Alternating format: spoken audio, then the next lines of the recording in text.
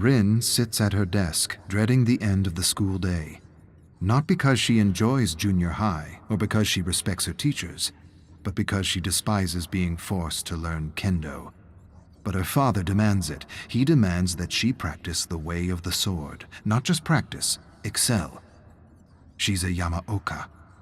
The Yamaokas come from a proud legacy, a samurai legacy. He reminds her of this every day, and every day the kids tease and humiliate her, telling her she has no business in their class, telling her she should wield a broom, not a shinai. She ignores them and tries her best. Maybe if she excels with a katana, her father will feel better. He hasn't been himself as of late, frustrated, irritable, reactive. She can't do anything right, nor can her mother. He has become very quiet and talks and argues with himself. She doesn't understand what's happening to him, but she knows he is suffering, and the last thing she wants is to add to his pain. Family is everything, and maybe one day she'll be okay with wielding a katana. Maybe she'll even enjoy it.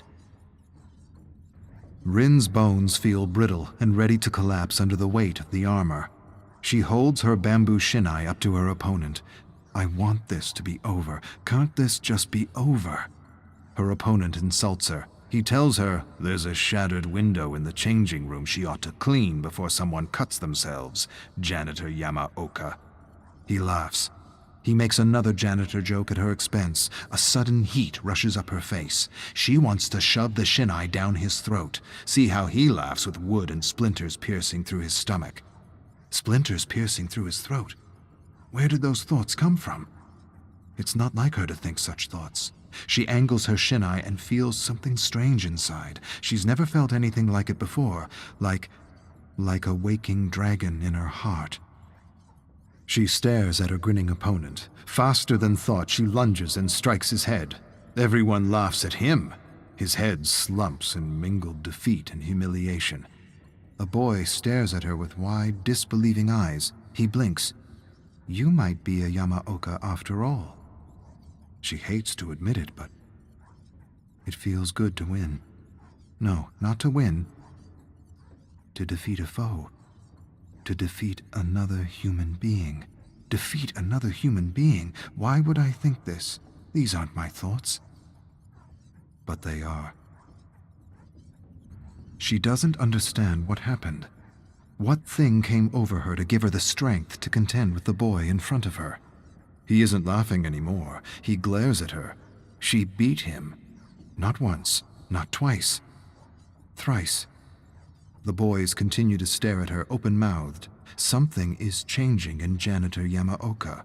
They know it. She knows it. She feels the waking dragon in her heart. It's the closest she's ever felt to being a fighter, a warrior, a Yamaoka. And she likes it. Likes being treated with respect. Likes being taken seriously. For an instant, she imagines herself beside the great Renjiro Yamaoka and his son Kazan. Something tugs in her heart, and the dragon stirs. And the dragon, she realizes, is the waking of her raging Yamaoka blood. Janitor Yamaoka, you got lucky. Let's see how lucky you really are. Boys close in on her, cursing, jesting, shouting. She wants to run, but doesn't see an opening. She wants to apologize for being good with a shinai, but the waking dragon inside her heart won't allow it. She didn't do anything wrong. She has no reason to apologize. She finally did what she was supposed to do, and now they close in on her as though she had cheated, as though they could see the dragon that had helped her. She feels scared. Where is that dragon now?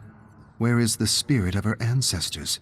She raises a pleading hand for her abusers to stop. You will pay. You made me look foolish.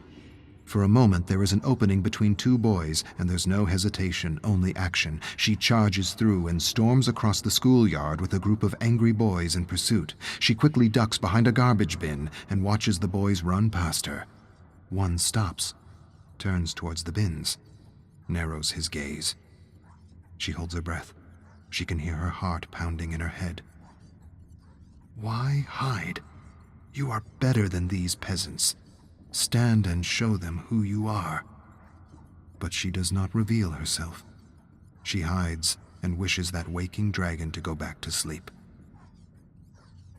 Rin emerges from hiding and begins her long walk home.